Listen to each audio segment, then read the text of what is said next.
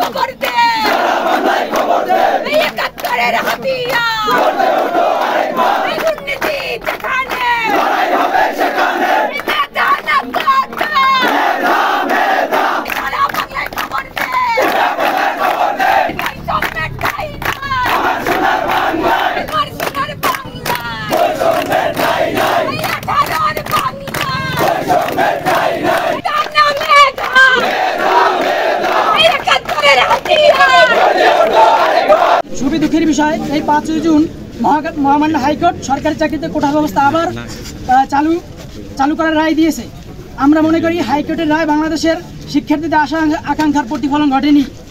সুতরাং আমরা পুনরায় কোটা ফিরে আসা মানে দেশের লক্ষ লক্ষ তরুণীদের দাবি এবং আন্দোলনের সাথে প্রহসন মনে করি।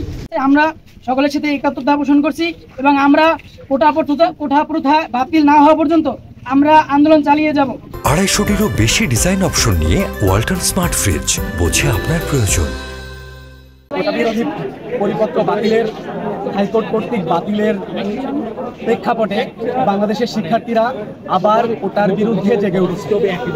তারই অংশ হিসাবে শাহজালাল বিজ্ঞান ও প্রযুক্তি বিশ্ববিদ্যালয় আজকে বিক্ষোভ অবস্থান এবং মিছিল কর্মসূচি পালন করেছে। আমরা এখান থেকে আমাদের পরবর্তী কর্মসূচি সম্পর্কে জানিয়েছি। আমরা বলেছি আগামীকাল যেহেতু আপিল বিভাগের রায় আছে, আপিল বিভাগের রায়ের ওপর ভিত্তি করে আমরা আগামীকাল সকলের সাথে আলোচনা করে আমাদের পরবর্তী কর্মসূচি ঘোষণা করব।